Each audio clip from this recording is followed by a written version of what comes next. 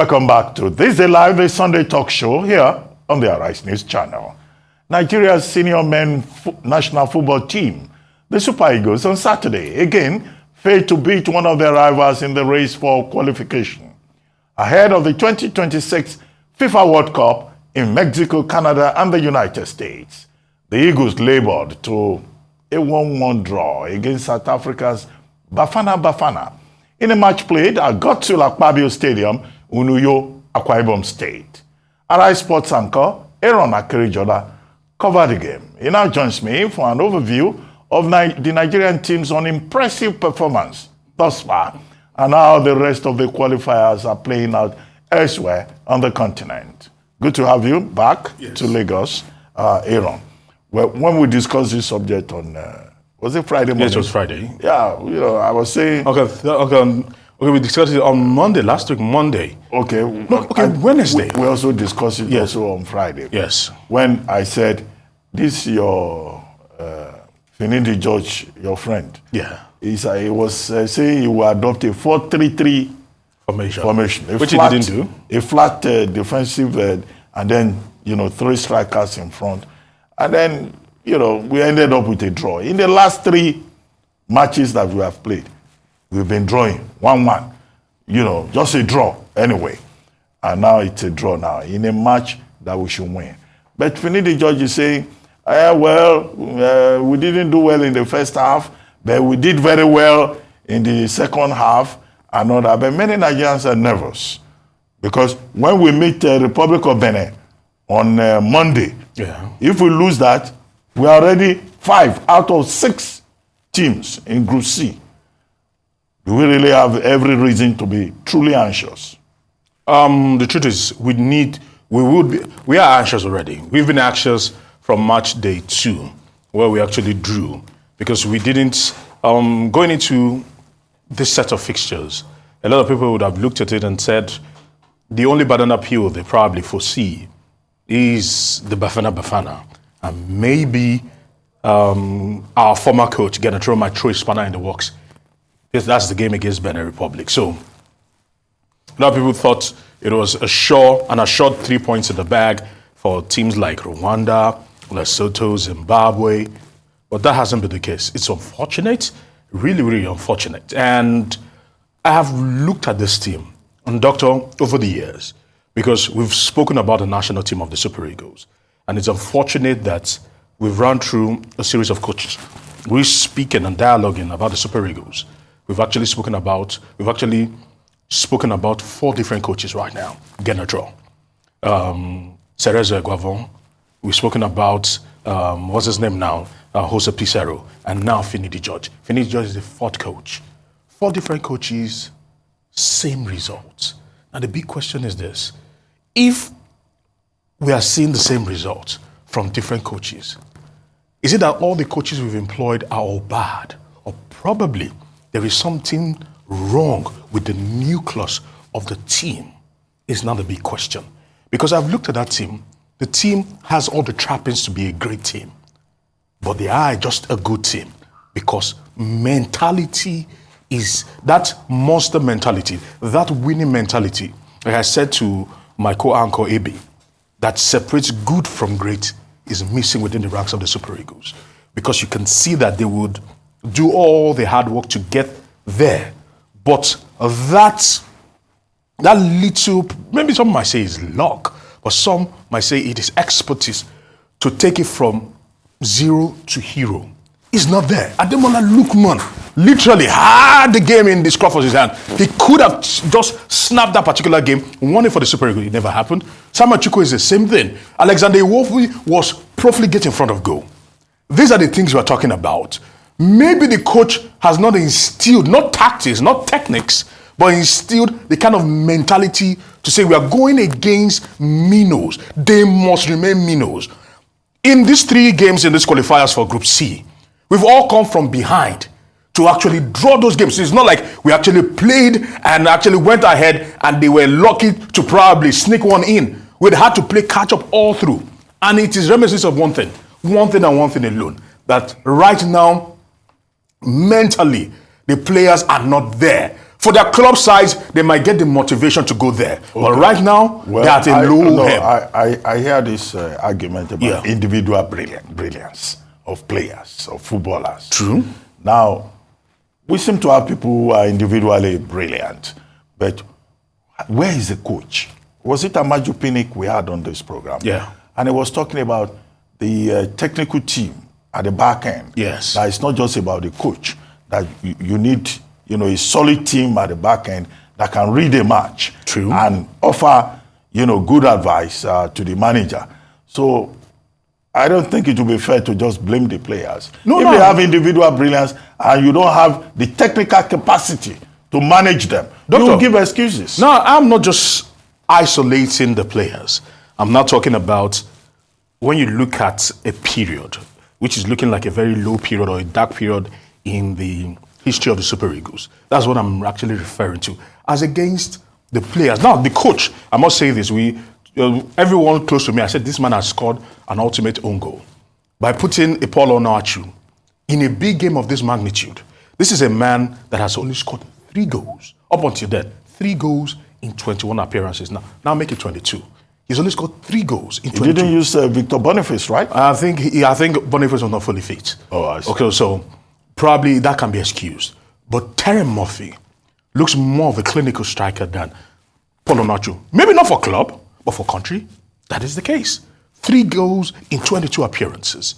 Why start with that kind of player? Knowing that you have your flank men that will not provide the necessary service to this wide man. That I fault the coach for. But ultimately, I look at this player. Where is the role of an Ademola Lookman? For example, we watched him play with Atalanta in the Europa League finals. What he did on the pitch of play is not what is being taught by the coach. Skamaka gave him the ball. All he needed to do was shimmy here, shimmy there, and bend it like Beckham. He did that time and time again. You do not coach that. If you do not have that, you do not have that. There's sometimes as a player, you lift yourself. Because the truth is this, another coach, the Finidi George fails. Who sack Finidi George, bring in another coach. But if the mentality is wrong, this is what we'll have. Okay, Finidi George says Gennett Raw should be the one to be afraid of the Super Eagles. Rightfully so. Well, on what is that based? I mean, Gennett Raw trained the same Super Eagles for 6 years. So he knows the team very well. What is the confidence? Because we will now go to Republic of Benin. Schoolers will beat our Eagles. Okay, so we're not careful. Okay, we're playing in Ivory Coast. We're playing in Ivory Coast. Abidjan, yes. Yeah.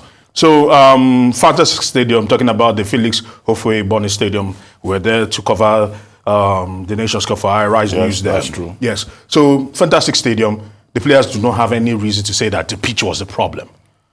But Finidi George must set these boys up. And I think that is where you were alluding to. Because when you look at that particular game, he started off poorly.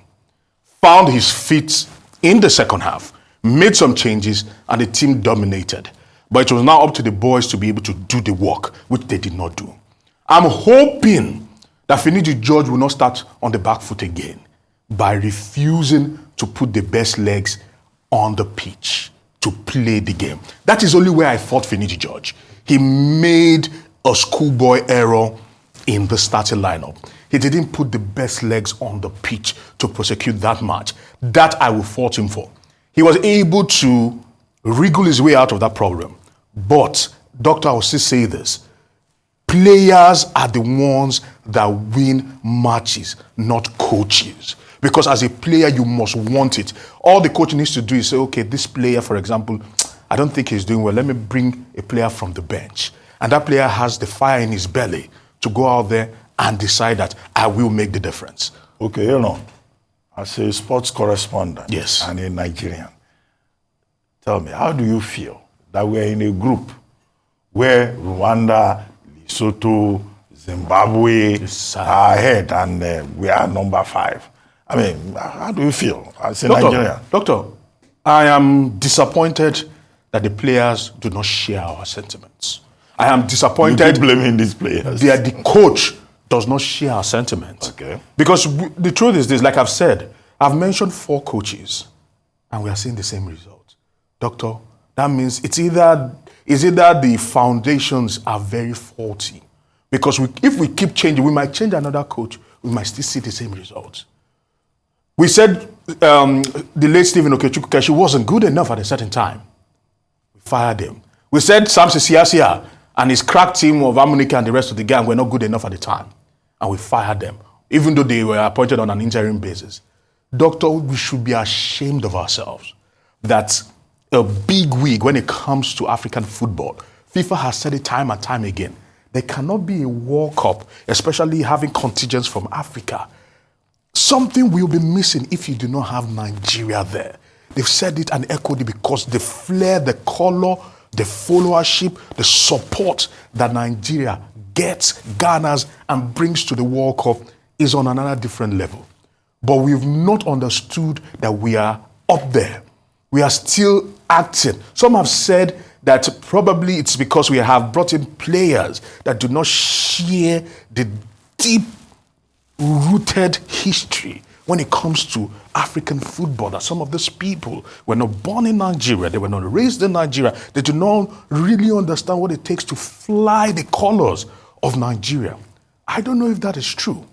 But one thing is certain, going into that game tomorrow, Finidi George knows that he will be judged harshly or fairly based on the results. The players have always gotten a pass.